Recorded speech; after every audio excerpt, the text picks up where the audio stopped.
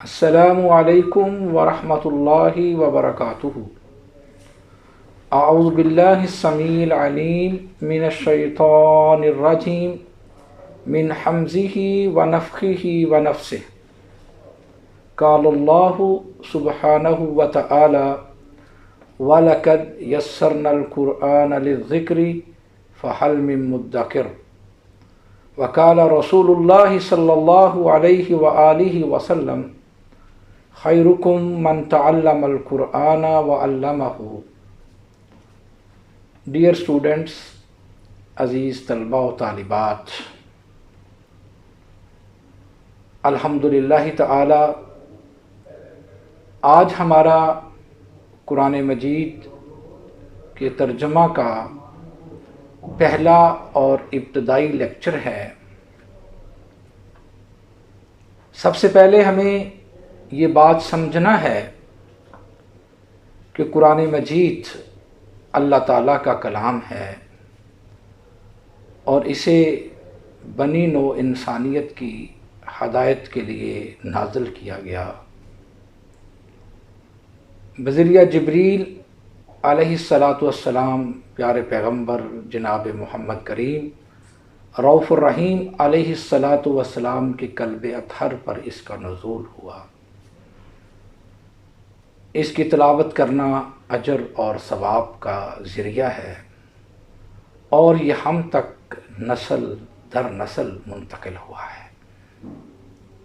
قرآن مجید اللہ تعالیٰ کی ایسی کتاب ہے جس کے بارے میں اللہ سبحانہ و تعالیٰ نے ارشاد فرمایا وَلَقَدْ يَسَّرْنَا الْقُرْآنَ لِلذِّكْرِ فَهَلْ مِن مُّدَّكِرٍ، اور بلا شبہ یقیناً ہم نے بالکل آسان بنا دیا ہے اس قرآن مجید کو سمجھنے کے لیے، تو کیا کوئی ہے نصیحت لینے والا؟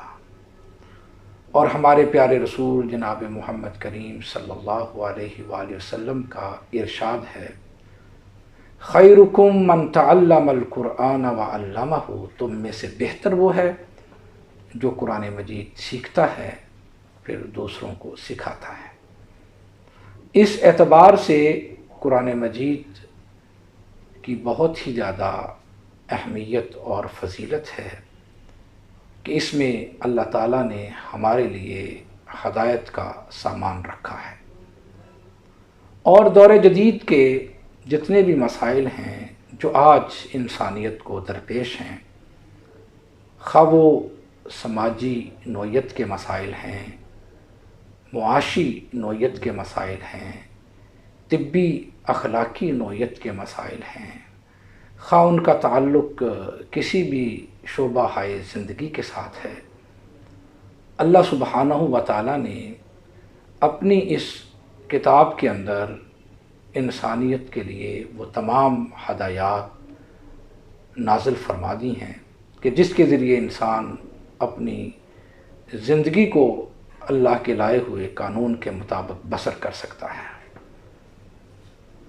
تو قرآن مجید کا سلیبس اور نصاب جو ہماری سبق میں شامل ہے، جس کو ہم نے پڑھنا ہے، اس کے جو بنیادی مقاصد ہیں اس میں سے سب سے اہم مقصد یہ ہے کہ اس کو نسل نو تک اس انداز میں پہنچایا جائے کہ وہ اس کو صحیح تلفظ کے ساتھ پڑھ سکے اور اس کی کمپریہنشن تفہیم کے قابل ہو سکے، خواہ وہ لفظی ترجمہ کے ساتھ ہو یا بامحاورہ ترجمہ کے ساتھ ہو۔ صحیح استعداد اپنے اندر پیدا کرنا، یہ اس کورس کا بنیادی مقصد ہے۔ اور اس میں جو بنیادی چیزیں ہیں، ایمانیات کے ساتھ جن کا تعلق ہے، عبادات کے ساتھ جن کا تعلق ہے، اسی طرح معاملات کے ساتھ جن کا تعلق ہے، اخلاقیات کے ساتھ جن کا تعلق ہے، احکامات کے ساتھ جن کا تعلق ہے، خصوصاً وہ آیات کو اس کورس میں پڑھنے کی بھرپور کوشش کی جائے گی۔ اور قرآن مجید کا مکمل طور پر ترجمہ، اس کی انڈرسٹینڈنگ کرنے کی بھرپور اپنے اندر استعداد اور طاقت پیدا کی جائے گی۔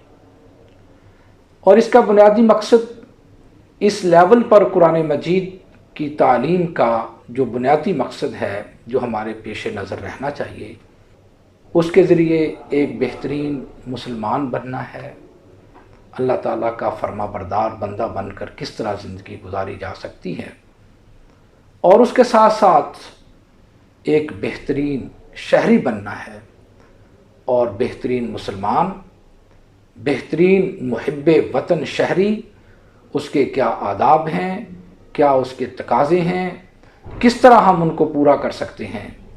ہم اللہ ذوالجلال والاکرام کے اس مقدس کلام کے ذریعے اس کو سمجھنے کی، سیکھنے کی، پھر اس کو اپنی پریکٹیکل زندگی میں لانے کے لیے جو ہم عملی اقدامات کر سکتے ہیں ان کو اختیار کرنے کی کوشش کی جائے گی۔ تو بہرحال اس سلسلہ میں آج ہمارا پہلا اور ابتدائی لیکچر ہے۔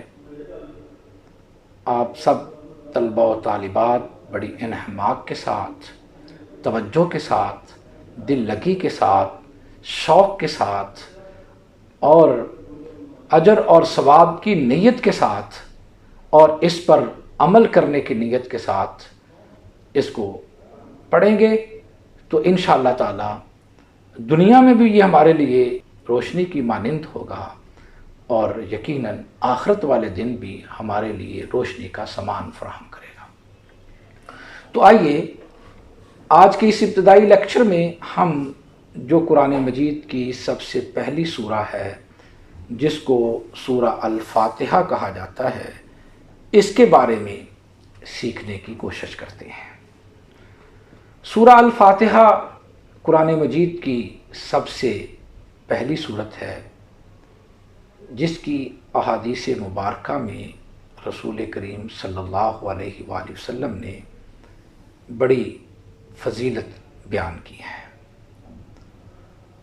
سب سے پہلے ہم الفاتحہ کے معنی سیکھتے ہیں کہ فاتحہ کا معنی جو ہے وہ آغاز ہوتا ہے اور ابتدا ہوتا ہے، اسی لیے اسے الفاتحۃ الکتاب کہا جاتا ہے، کیونکہ اس کے ساتھ اللہ کے کلام یعنی قرآن مجید کی ابتدا ہوتی ہے، اللہ کی کتاب کا آغاز ہوتا ہے۔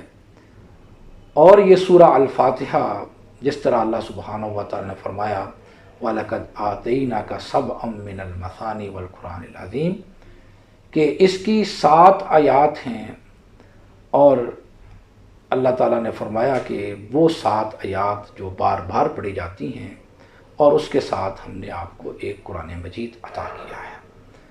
تو سورہ الفاتحہ کو ام القرآن بھی کہا جاتا ہے، اسی طرح السبع المثانی بھی کہا جاتا ہے، القرآن العظیم بھی کہا جاتا ہے، الشفاء بھی کہا جاتا ہے، اسی طرح الرقیہ بھی کہا جاتا ہے۔ یہ اس کے مختلف اور متعدد نام ہیں جو احادیث مبارکہ میں بیان کیے گئے ہیں۔ ان ناموں کو ذہن نشین کرنا ہوگا، ان کو یاد کرنا ہوگا۔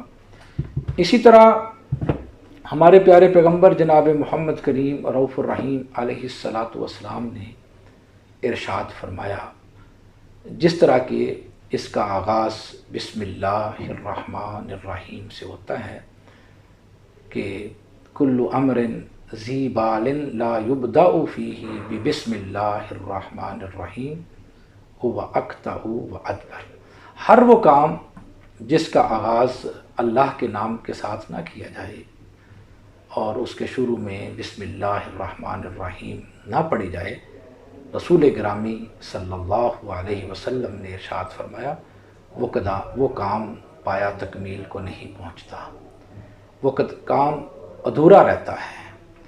اس لیے قرآن مجید کا آغاز بسم اللہ الرحمن الرحیم کے ساتھ ہوا ہے، جس کے معانی یہ ہیں کہ اللہ کے نام کے ساتھ، با کا معنی ہوتا ہے ساتھ، اسم نام اللہ اللہ کے نام کے ساتھ، الرحمن الرحیم جو بڑا مہربان نہایت رحم کرنے والا ہے۔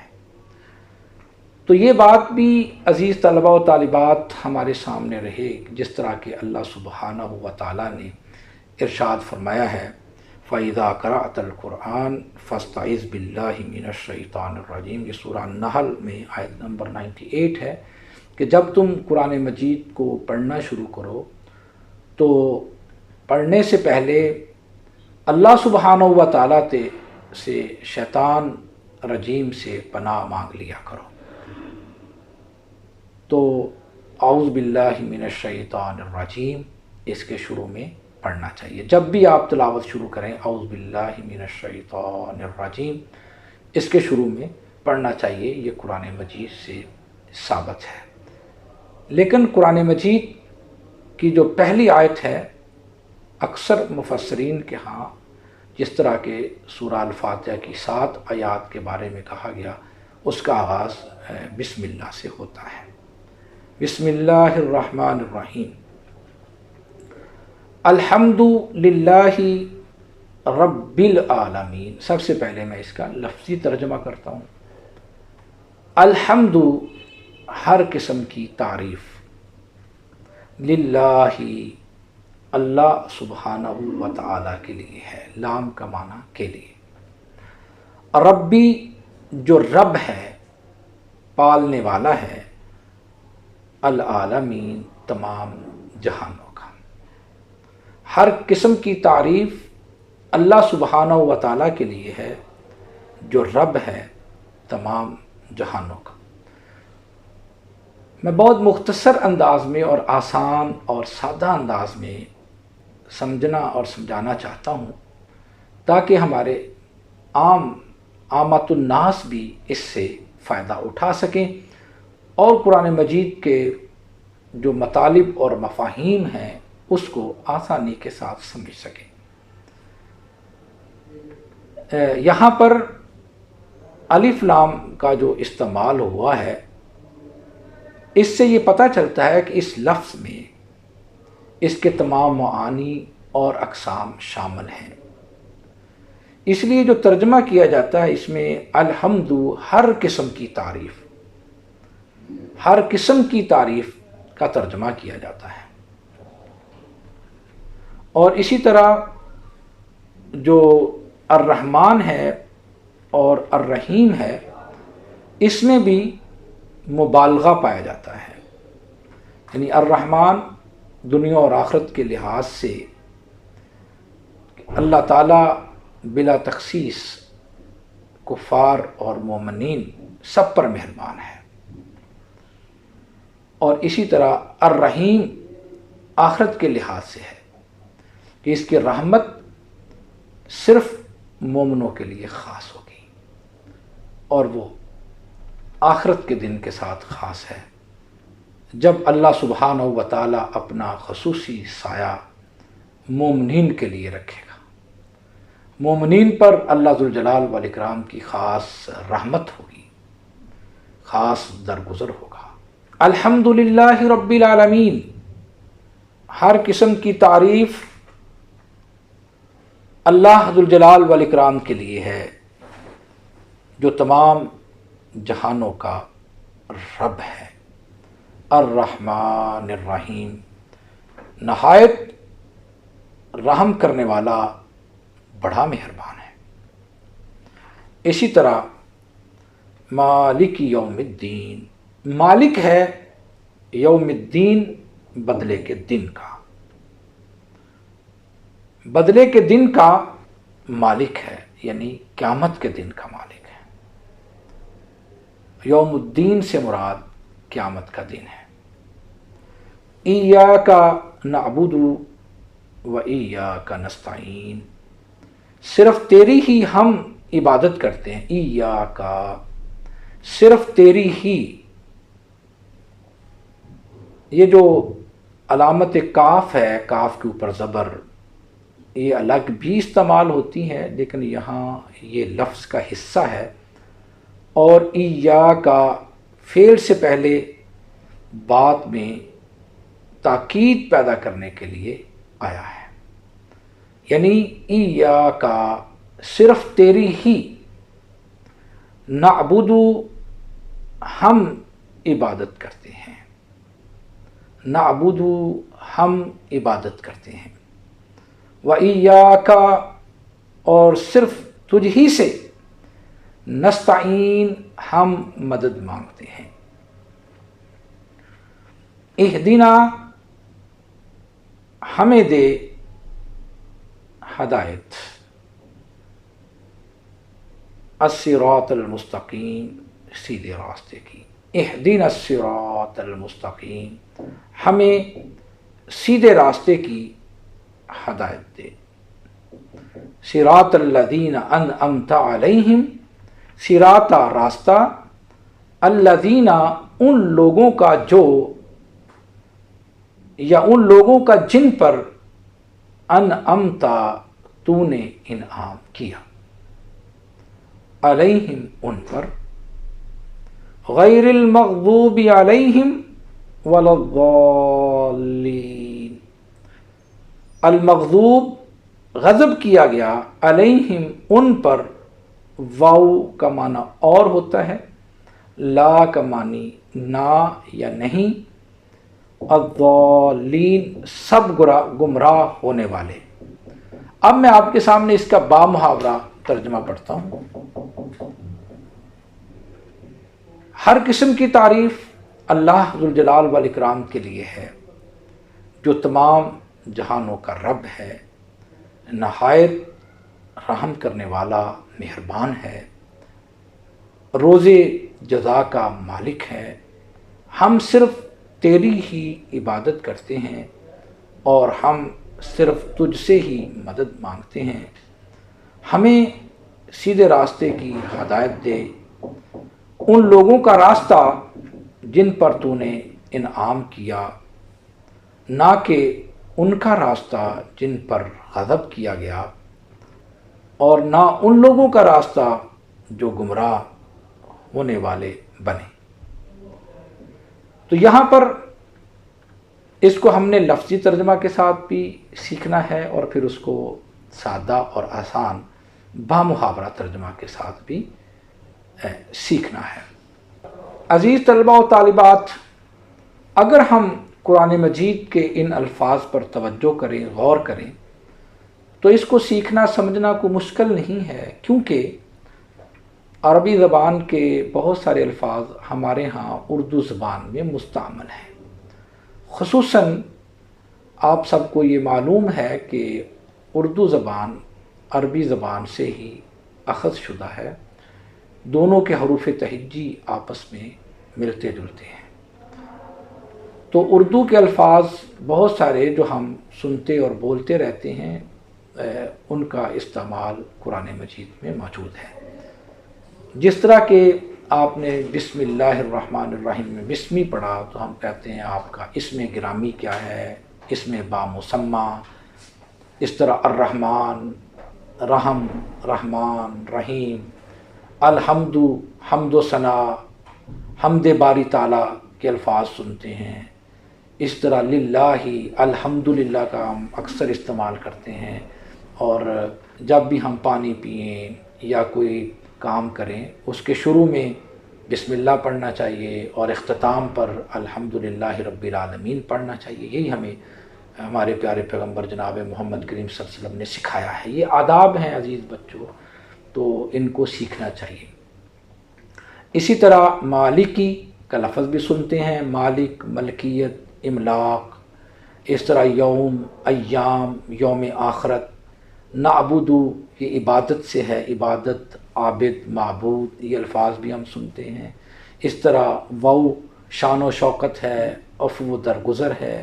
نستعین کا لفظ ہم سنتے ہیں، استعانت سے ہے، تعاون بھی اسی سے ہی ہے۔